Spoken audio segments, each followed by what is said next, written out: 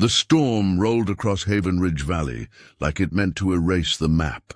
By the time dawn broke, most of the power lines were down and the roads were rivers of mud. Eloy Brenner, 58, the man locals called the last stubborn soul of County Line, was out fixing his fence when he saw the wreck. A Harley, half buried in the ditch, chrome bent and lights dead. He climbed down slow, boots sinking deep, and found the rider, a young man, leather vest torn, breathing shallow. On his shoulder, the red and white patch every sheriff feared, Hell's Angels, Iron Veil chapter.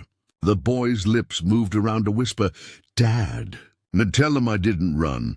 Then he went limp. Eli stared a long moment at the road, at the endless silence. He could have walked away. Nobody would have known. But he lifted the kid into his arms and carried him toward the barn light, cutting through the rain. He didn't yet know that saving him would bring a storm louder than thunder.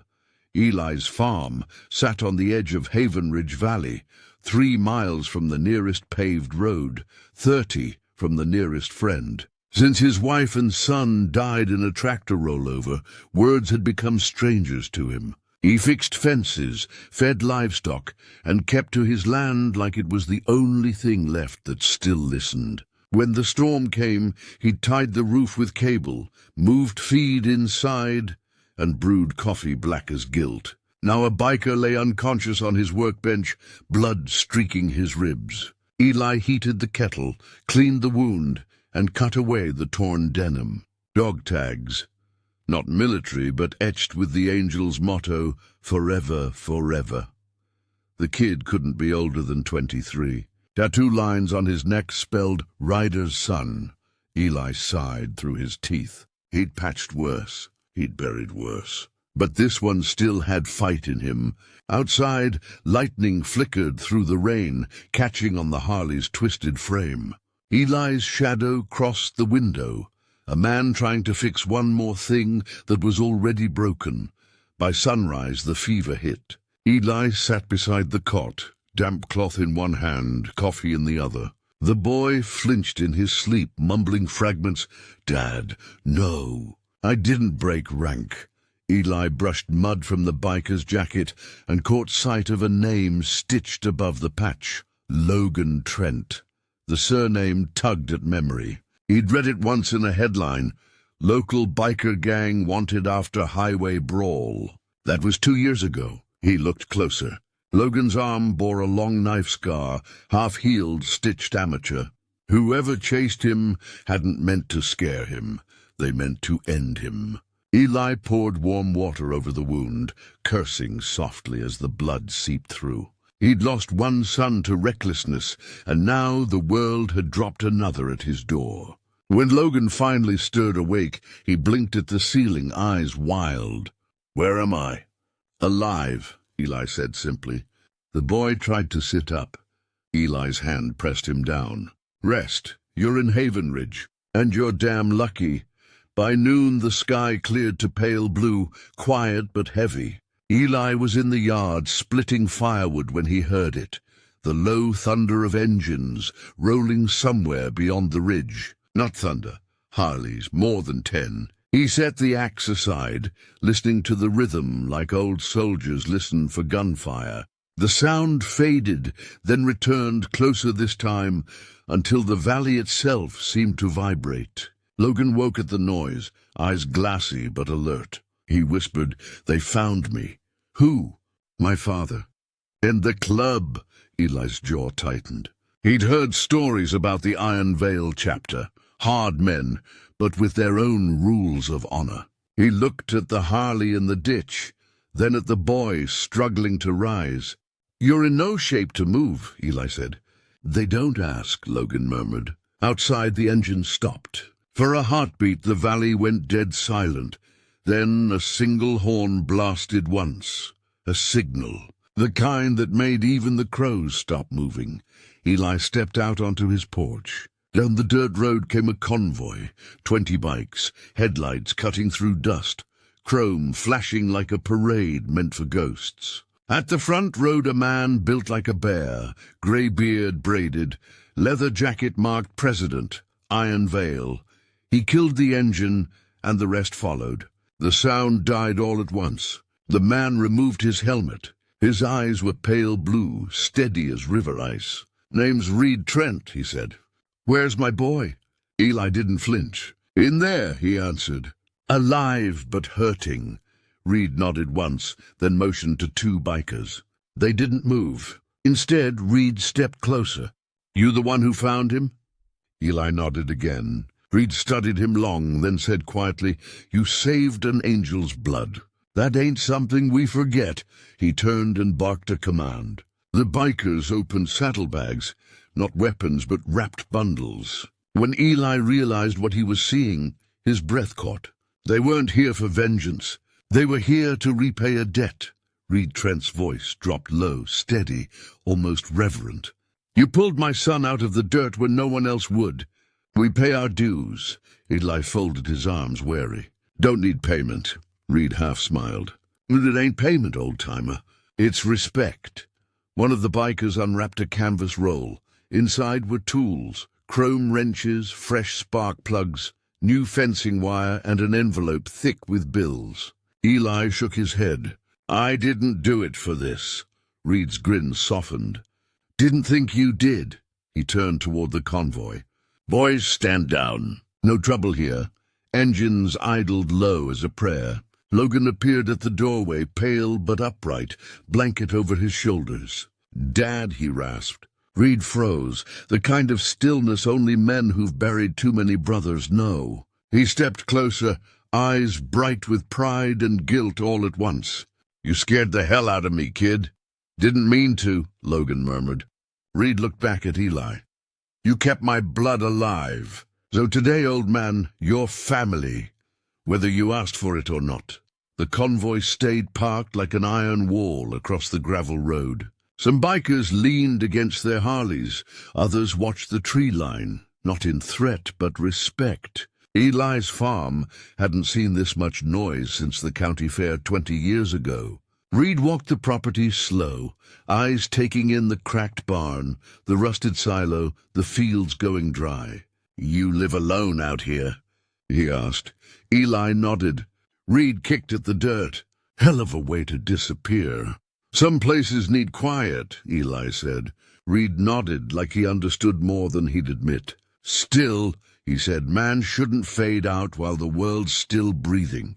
He pulled a folded note from his jacket, a card marked Brotherhood Fund with an address scrawled beneath. "If you ever need a roof, gas, or muscle, you call this number. Tell 'em Reed sent you." Eli studied the paper, thumb brushing the edge, not sure whether to laugh or burn it. Outside, the bikes gleamed in the sun, symbols of noise and belonging, everything he'd forgotten how to hold. That night the rain came back.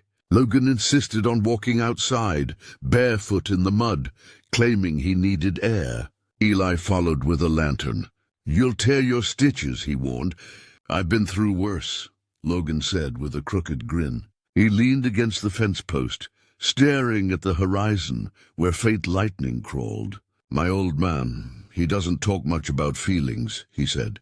"But I heard him tell the boys once that some debts can't be repaid with engines or chrome." Eli glanced at him. "Then why bring all that?" Logan smiled faintly. "Because it's what he knows. We fix with what we build." A beat passed. "You ever ride?" the boy asked. "Long time ago. Different life." "Then you get it," Logan said softly. "It's not the road that saves you. It's who rides beside you." Eli looked at the boy, at the rain-tracing lines through the mud, and realized the kid wasn't talking about bikes anymore. He was talking about fathers and second chances. At sunrise, the sound came again, engines dozens this time. Eli stepped onto the porch as 50 more bikers rolled through the mist, chrome flashing gold in the new light. At the front, Reed raised his hand. "Thought we'd give Haven Ridge something it ain't seen in years. A little life." The angels formed two perfect lines down the dirt road. Reed's voice boomed over the rumble. "For the man who saved one of ours, today this road rides for him." The convoy thundered forward, circling the farmhouse in salute. Neighbors miles away would swear they heard music, not noise, but something holy, in the way steel and wind sang together. Eli stood still, sunlight warming his face as the engines roared around him like a heartbeat brought back to life. When they finally stopped, Reed dismounted and said simply, "You gave my son a tomorrow. We'll make sure you've got one too." When the noise died, Reed gestured, and a line of bikes split open. Behind them stood a young woman, leather jacket, grease-stained hands, eyes fierce as summer fire. "This here's Nora Hale," Reed said. "She fixes every bike that breaks down between counties. Lost her shop in the flood last week. Needs a place to start again." Eli blinked. "Why tell me?" Reed grinned. "Because I got 20 riders here say you can use company, and she can use ground to work on." Nora stepped forward. "I don't need pity." Eli smiled faintly. "Good! I don't give it!" Reed laughed loud enough to shake the valley. Then it settled. "You saved a son, old man. Now you pick one of ours. A new life, a friend, a reason to keep the fire burning. Choose what fits your soul." Eli looked around, at Logan, alive and standing, at Nora's steady gaze, at the roaring steel army waiting for an answer. And for the first time in years, he felt alive enough to choose. By evening, the bikers set up camp across the road, engines cooling, lanterns swinging under oak branches. Nora stayed. She'd unpacked a worn leather bag of tools, the kind mechanics inherit rather than buy, and began fixing what she could. Eli watched from the porch as she bent over the Harley wreck, her hands steady, sleeves rolled, eyes calm in the glow. When Reed came by to check, he found Eli still standing there. "She'll be gone by morning," Eli muttered. Reed smirked. "She said the same thing about herself once."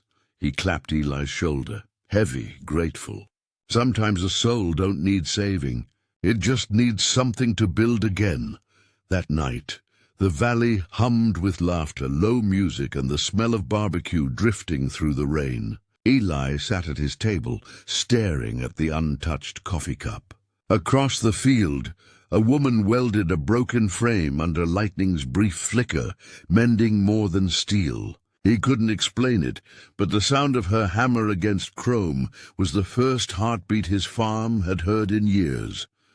Dawn brought mist and the metallic scent of dew. Nora had already rebuilt the Harley's front fork and wiped her hands on a rag dark with grease. Eli approached quietly, coffee thermos in hand. "You worked through the night," he said. She shrugged. "Didn't sleep much anyway." Her accent carried that Midwest drawl of women raised near storms, soft but steady. "You got family?"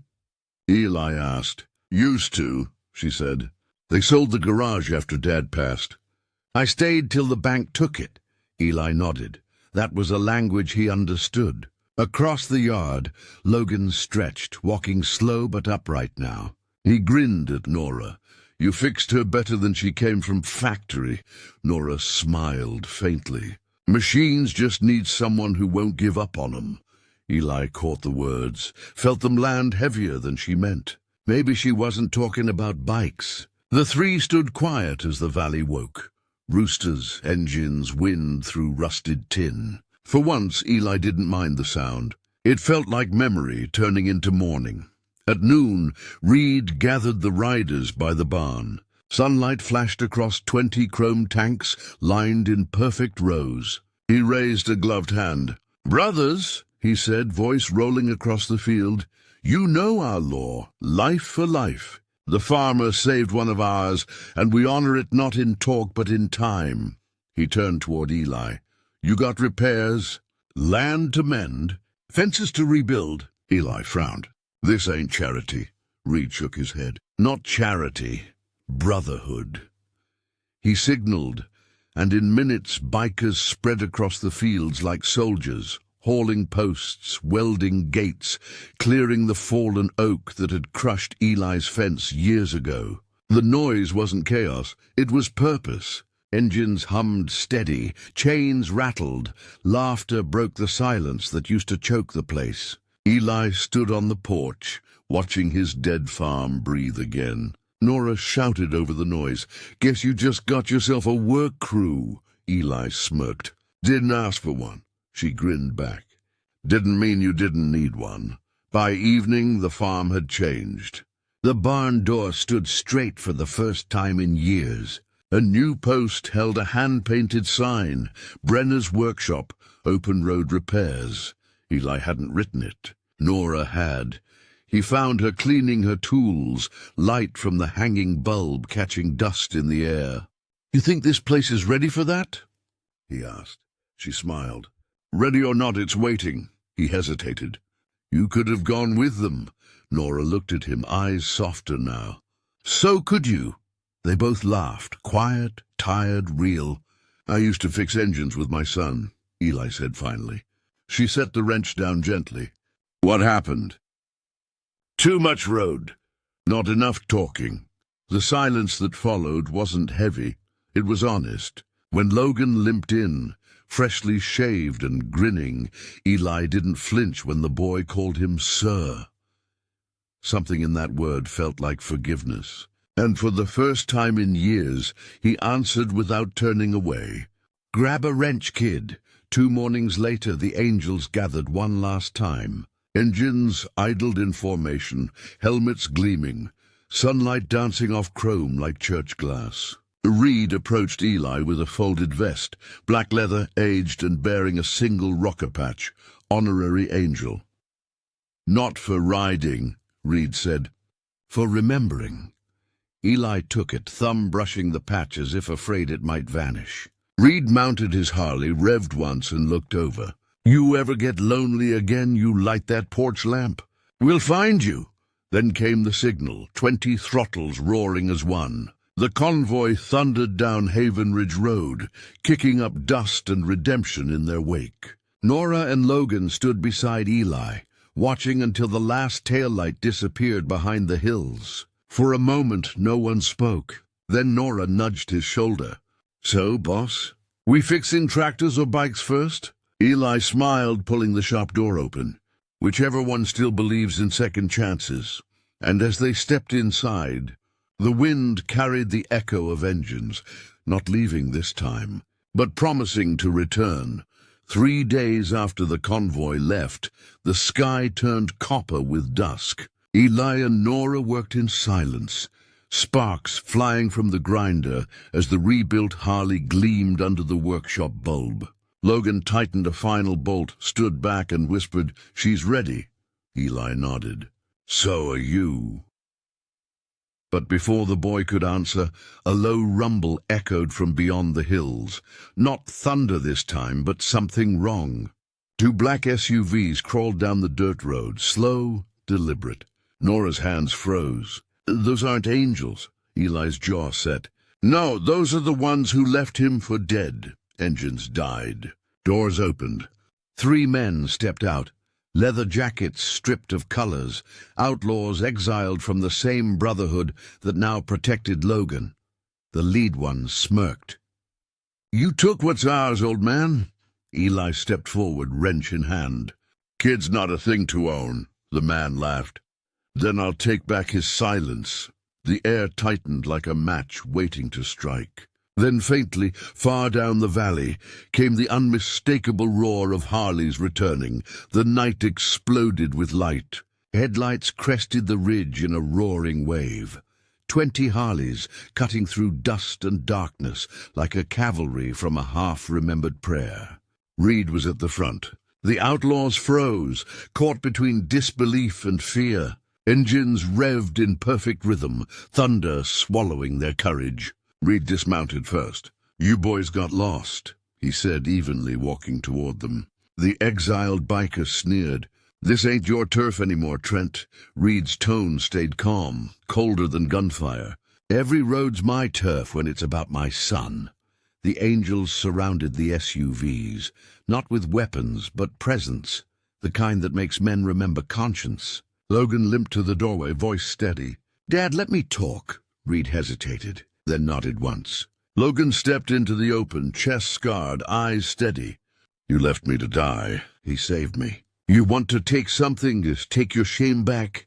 No one moved for a long moment. Then one of the outlaws dropped his gaze. Engines idled. The fight ended without fists, only truth, and the sound of loyalty louder than violence. The outlaws drove off without a word. The angels stood silent, exhaust smoke twisting like incense in temple air. Reed turned to Eli, his beard damp with sweat and rain. "Guess we owed you more than a thank you." Eli shook his head. "You already paid in full." Reed smiled faintly. "Nah, we ain't done till the man who saved my son rides again." He motioned, and two bikers rolled forward a restored Harley.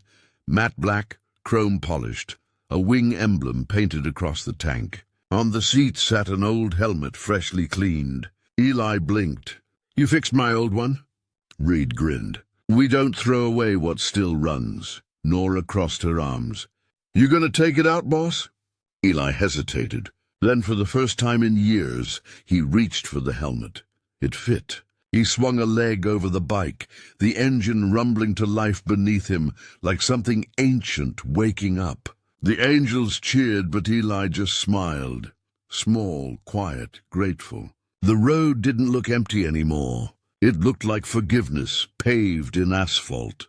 Before sunrise, Haven Ridge Valley shimmered in mist. Eli sat astride the Harley at the edge of the gravel road. Logan stood beside him, healed enough to ride again, helmet tucked under his arm. Nora leaned on the porch post, coffee steaming in her hands. Reed stepped forward. "One last ride," he said. Eli nodded. They started the engines together, a deep rolling thunder that stirred the sleeping fields. As they rode down the winding lane, the sun broke over the hills, painting the chrome gold. For miles no one spoke. The wind carried everything that didn't need words: loss, redemption, brotherhood. At the crossroads, Eli slowed, turned his bike toward the horizon. Reed saluted. Logan smiled. Nora, watching from afar, whispered under her breath, "Ride safe, old man." Eli lifted two fingers in reply, the road opening wide before him. Not an escape, but a return. For the first time in forever, the world didn't feel like something to survive. It felt like something worth joining again. By afternoon, the roar had faded into the hills. Nora kept the workshop running, Logan stayed to help rebuild the fences, and the angels left behind more than dust. They left belonging. When Eli returned near dusk, he parked the Harley beside the porch. The sun bled gold across the valley. He took off his helmet, placed it on the railing, and exhaled. The porch lamp flickered on, his silent signal to the brotherhood that he was home. Inside, Nora had already made coffee. She looked up, smiling. "Good ride?" Eli smiled back. "Best one yet." He hung his coat, sat by the window, and for the first time in years didn't flinch at the silence. Because now it wasn't empty, it was full. Engines, laughter, forgiveness, belonging.